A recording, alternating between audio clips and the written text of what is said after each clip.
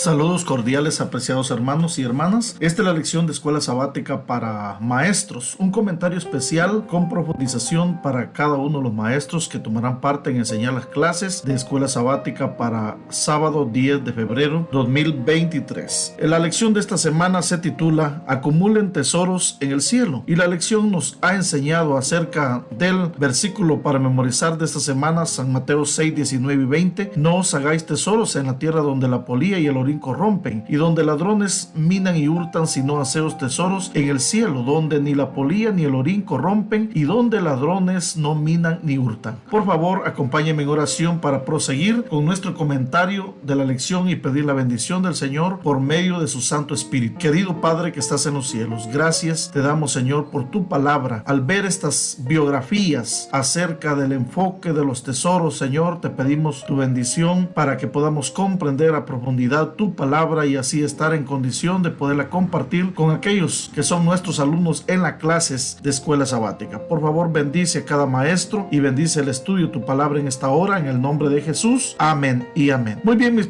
apreciados maestros de Escuela Sabática y hermanos, en esta semana hemos visto alrededor de 5 biografías que nos hablan acerca de los tesoros, y en este comentario de la lección de maestros comenzaremos diciendo que Noé es un ejemplo de alguien que hizo tesoros en el cielo. Caminó con Dios y por fe invirtió sus recursos en construir el arca en tierra firme. Al advertir al mundo que escapará de la destrucción por el fenómeno de la lluvia, que no existía en ese entonces, Noé se salvó a sí mismo y a su familia y heredó toda la tierra, de acuerdo a Génesis 6, 14 al 18. Abraham también, al creer, partió sin saber a dónde iba, confiado en que provendría en una multitud de su esposa estéril. Más adelante, Abraham tomó a su hijo unigénito y mayor tesoro para sacrificarlo. Moisés, otro, un príncipe, renunció al reino porque entendió correctamente que sufrir por causa de Dios era más provechoso que las riquezas y los placeres terrenales. Por el amor a las riquezas puede ahogar la palabra en el corazón de la gente, dice Mateo 13:22 en la parábola del sembrador. El ejemplo de Lot se fue a la próspera Sodoma, y de Jacob, que utilizó el engaño para obtener la primogenitura, terminaron en pérdida y sufrimiento para ambos. Al arrepentirse, Lot se salvó y su nombre fue preservado entre los justos, de acuerdo a lo que menciona el apóstol Pedro en su segunda carta, capítulo 2, versículo 7. Posteriormente, algunos de sus descendientes fueron injertados en el linaje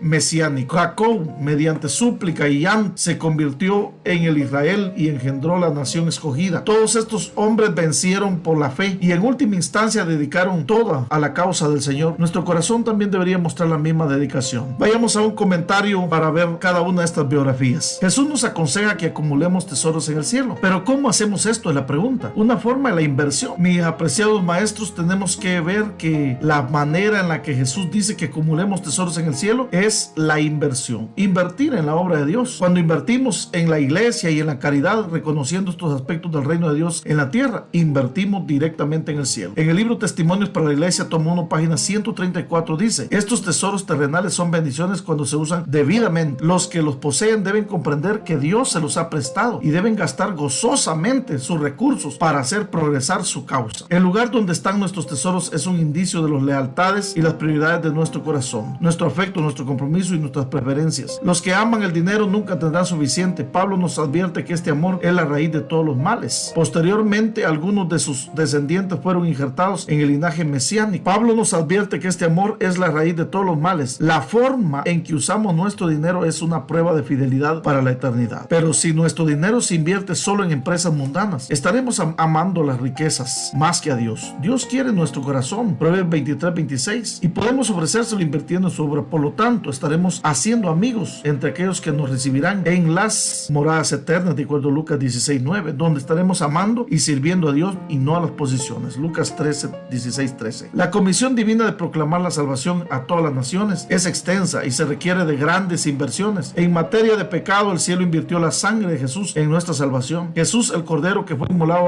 antes de la fundación del mundo, nos dio la promesa de que el Espíritu Santo permanecería sobre nosotros siempre como garantía de nuestra redención. La sangre sangre de los mártires fue una inversión preciosa derramada por la palabra de Dios. Los muertos en Cristo son inversionistas que esperan una herencia que incluye el fin del pecado y la restauración de todas las cosas. Invertir nuestra vida y nuestras posesiones en la difusión del evangelio mediante la fe, mi hermano y mi hermana, es la forma más segura de acumular tesoros en el cielo. La oposición a la fe es externa a nosotros y nos llega en forma de persecución, pero dentro de nosotros la naturaleza humana produce lujuria y pecado que conducen a la muerte. Eso es porque el corazón no regenerado no es del Padre sino del mundo. Los ejemplos bíblicos nos señalan situaciones en las que parecía imposible que se acumularan o se cumplieran las promesas de Dios debido a la oposición interna y externa, pero los fieles se mantuvieron firmes en hacer lo que Dios les ordenó y prevalecieron. El primer ejemplo de esta semana es Noé. En Génesis 6, Noé y su familia sintieron la presión social de ajustarse a las creencias prevalecientes porque sus advertencias de destrucción venidera mediante inundación de agua iban en contra del hecho de que nunca había llovido. Quienes tenían conocimientos científicos en esa época, contrarios a la predicción divina, los persiguieron y se burlaron de ellos. Pero la fe no siempre se basa en la ciencia o las evidencias, si está siempre en consonancia con él. El mundo que rodeaba a Noé, mi apreciado hermano, no estaba errado en cuanto a las señales naturales. Simplemente no creían en la revelación de Dios. Los antediluvianos ponían su tesoro, o sea, su corazón, en esta tierra. Y eso marcó la diferencia entre la vida y la muerte. No basta con tener razón y estar en consonancia con la ciencia y la opinión pública. Es necesario conocer y hacer la voluntad de Dios. Noé y su familia también debieron haber sufrido un gran estrés psicológico causado por la reacción predominante y el hecho de ser conscientes de la inminente destrucción del planeta. Noé pudo resistir la presión únicamente dando un paso de fe y obedeciendo de todo corazón la misión que Dios les diera. Por lo tanto, mi apreciado hermano y hermana, esto nos lleva, después de meditar en la biografía de Noé, nos lleva a la biografía de Abraham. Abraham se enfrentó a lo desconocido, la separación de su familia y los peligros de la vida nómada. En su larga travesía, la evidencia científica estaba en contra de que se convirtiera en padre de una gran multitud, ya que pasaban los años y Sara seguía siendo estéril. Una vez más vemos un ejemplo de temor por dentro y de evidencias contrarias por fuera que luchan contra la palabra empeñada por Dios. En última instancia, Abraham invirtió en la misión que Dios le dio, hizo tesoros en el cielo. Al invertir todo en la obra que Dios le dio, llegó a ser padre de una gran multitud mediante el nacimiento milagroso de Isaac. Otro ejemplo de inversión es la historia de Moisés. Moisés era tímido, pero fue a hablar con el máximo gobernante de la tierra sin ejército. Moisés fue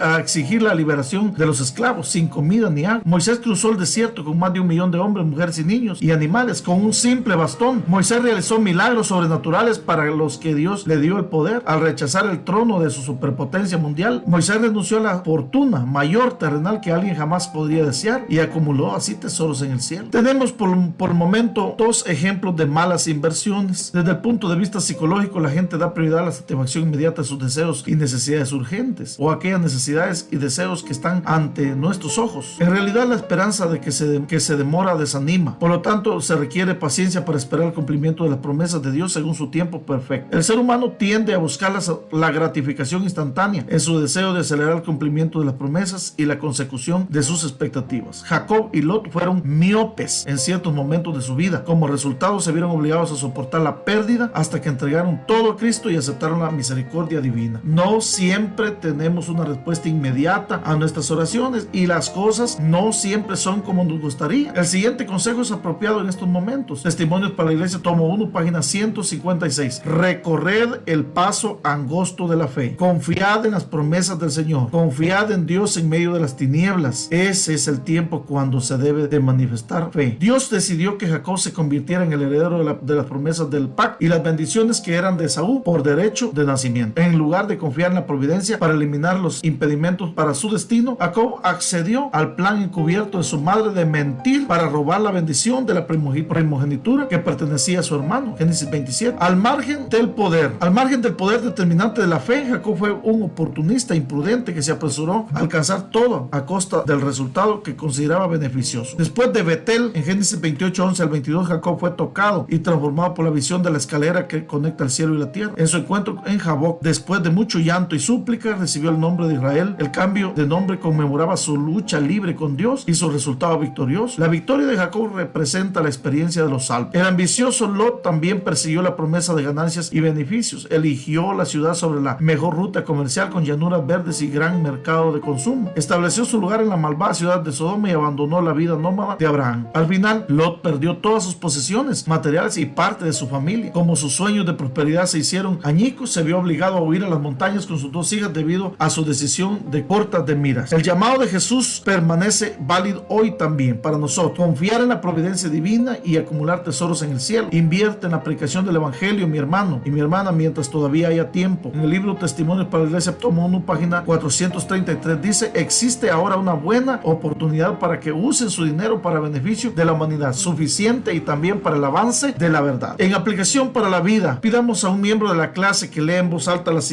citas siguientes. Luego analicemos las preguntas en la clase. Patriarcas y Profetas, página 742. Muchos se tornan impacientes cuando no pueden saber el resultado definitivo de los asuntos. No pueden soportar la incertidumbre y en su impaciencia rehúsan aguardar para ver la salvación de Dios. La presión de las circunstancias llevó a Lot y a Jacob a buscar el éxito sin esperar el tiempo perfecto de Dios. ¿Qué precauciones debemos tomar para que no nos ocurra a nosotros lo que les sucedió a Lot y a Jacob? La paciencia para esperar en Dios sin buscar ansiosamente la seguridad material. ¿Cómo fomenta la fidelidad en diezmos y ofrendas? ¿Cómo podemos nosotros permitir que Dios nos ayude y hagamos pacto con Él, siéndole fiel a Él en medio de las dificultades? La otra cita se encuentra en Testimonios para la Iglesia, tomo 1, página 161, y dice: los que sigan aferrándose a su tesoro terrenal y no dispongan en forma adecuada lo que Dios les ha prestado, perderán su tesoro en el cielo y también la vida eterna. Por lo tanto, mi hermano y mi hermana, la salvación es por medio de la fe. Sí, Efesios 2:8-10. ¿De qué manera la fidelidad en los diezmos y las ofrendas y la ayuda a los necesitados promueve la comunión con Dios y revela nuestra confianza en su providencia? Nuestra fe, ¿cómo afecta la fidelidad en los diezmos y las ofrendas? Mi apreciado hermano y hermana, la lección de esta semana nos ayuda a ver